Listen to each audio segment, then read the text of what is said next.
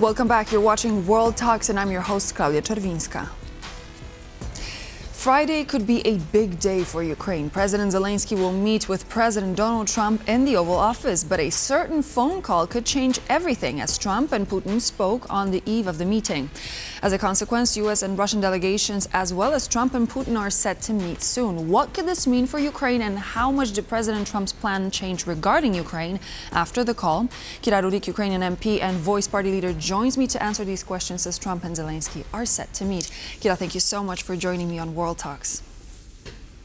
Hello, Claudia, and thank you so much for having me. It's good to be back on the show.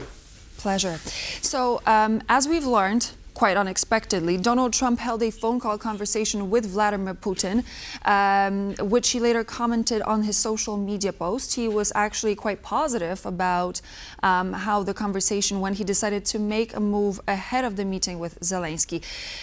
Quite a choice of timing, to be fair. What do you think was actually established during this call, and how is it going to influence today's talks? Let's look at the broader picture here. President Trump is obviously very happy, and his surroundings are very happy about the solution that they were able to find in the Middle East. And right now their eyes turn back to Ukraine and to the war that Russia started, hoping to find a solution. We have been saying since the day one that the solution is to arm Ukraine to the teeth and to pressure Russia so they would not be able to attack us. However, every American president is trying to find his own way. And so right now, President Trump is trying to figure out if there is a deal to be made. Unfortunately, all his attempts since he became a president didn't lead to any movement from Russia's side. He has pushed all the pressure onto Ukraine, and we have done everything that he asked of us. However, he has not put any pressure as of right now onto Putin, and we really hope that he will realize that he has to do that. On his comments that you just said, well, it was always that President Trump was saying that the calls with Putin went very well. If you remember, in Anchorage, he was also very happy about their meeting. And what did it change in reality? And I can tell you, here on the ground in Ukraine, nothing has actually changed. And so Putin is very good in providing what President Trump likes, illusions. And so he needs to win some time to continue destroying Ukraine's energy infrastructure. And so he will be pushing some time. So you remember, first President Trump gave Putin 2 weeks, then 2 months, then till the end of summer, then a little bit more. So as of right now, Putin will drag the time to continue promising that something is possible. What needs to be done right now is President Trump needs to pressure Putin for a ceasefire. This is what he was planning to do a while ago in spring. Ukraine has agreed to an unconditional ceasefire, and Putin never has agreed, though President Trump announced it a couple of times that Putin is ready. The ceasefire never happened, and I think before meeting the war criminal, President Trump needs to get a ceasefire from him, at least that. Mm-hmm. Only but a few days ago, we've heard from President Trump in the Oval Office, who said he was disappointed with Vladimir Putin's actions after targeting the energy infrastructure, after targeting the civilians and the ruthless bombing of different targets across the country. Now he said that he's having this successful call. Are we looking at some sort of a plan in place, maybe a sort of a double game that Donald Trump is trying to play in order to have it his way, but at the same time support Ukraine? Do you think he already picked sides? What is the situation that we're looking at right now?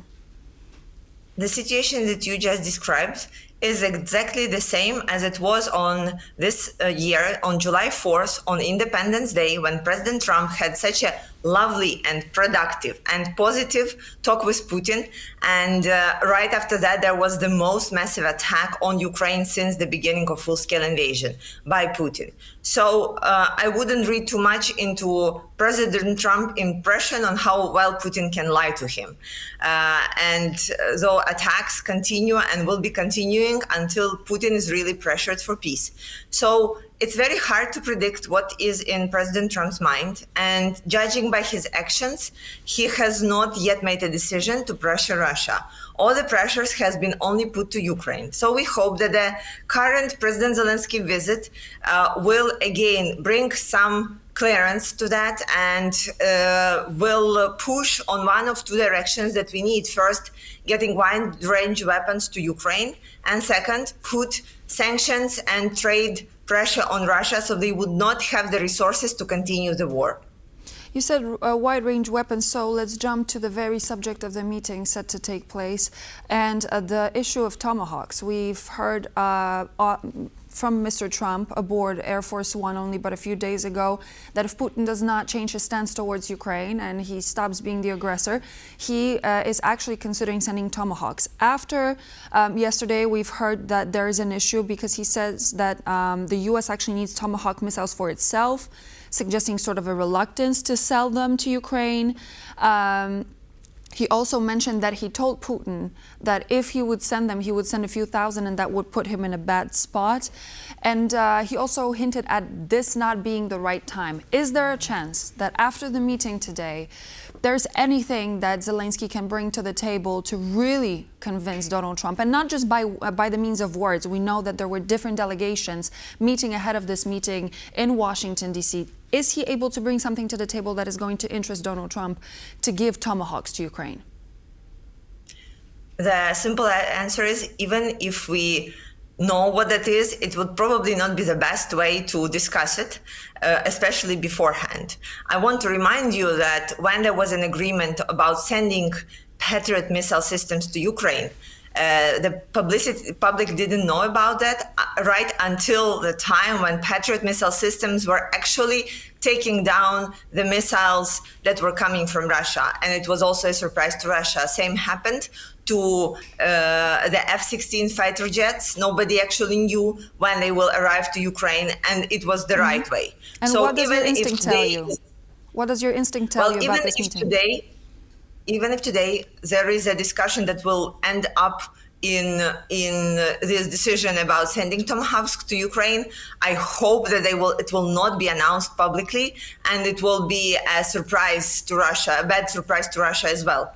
But let me tell you on a broader picture that President Trump was successful in the Middle East because he realized what not too many other leaders of the world realized, that you cannot be talking to Hamas. You should be talking to organizations that are sponsoring them and that can pressure them.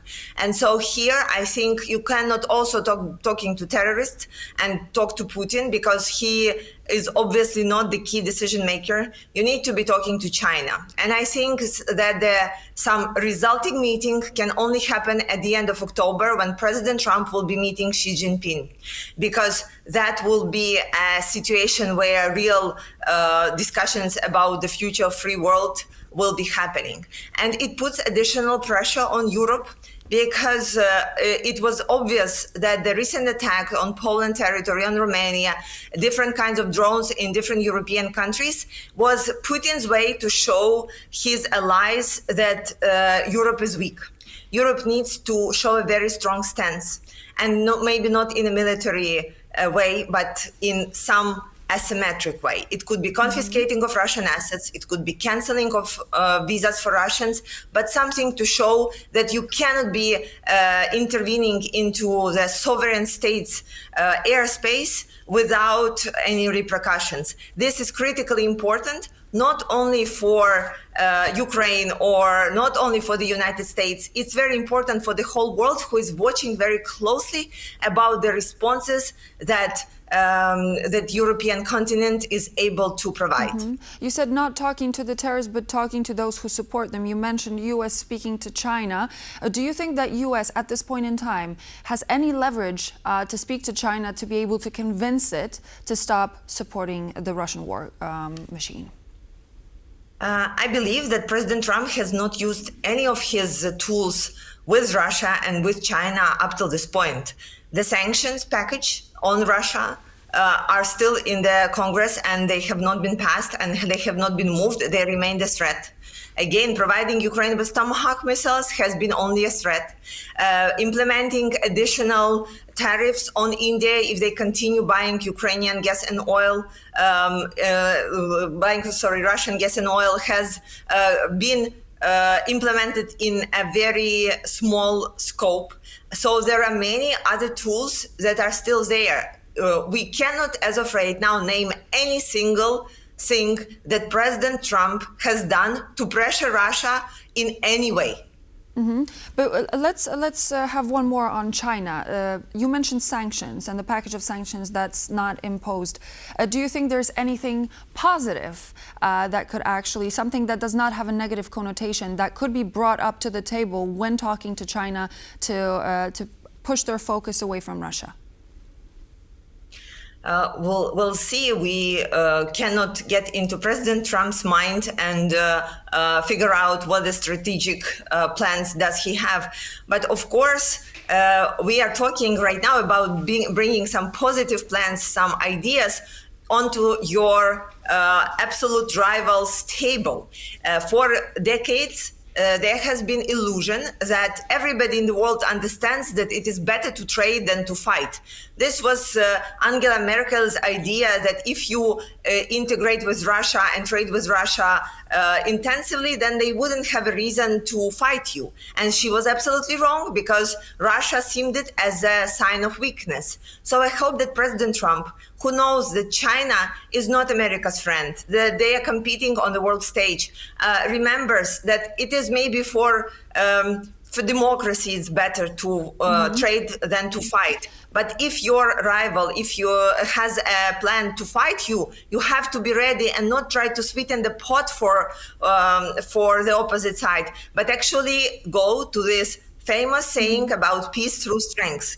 There has been a lot of talking, but not enough actions to complete that. Sorry to interrupt you, Kira, but very quickly, I wanted to get your opinion on the announcement that Donald Trump and Vladimir Putin are set to meet in Budapest. What's your opinion? What's the significance? I just want to know which country, European country, democratic country, will open their airspace so Putin's plane can get to Hungary.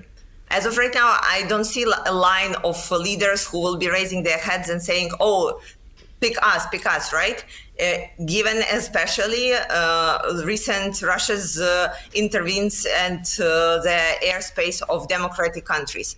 And second question again is, would this meeting actually happen right now? It seems that Putin is promising that that will happen to get more time, and there is no real confirmation that that would be there. Thank you very much. Kira, thank you for joining me on the program. As always, Kira Rudik, Ukrainian MP and Voice party leader here on World Talks. Thank you for joining. Thank you.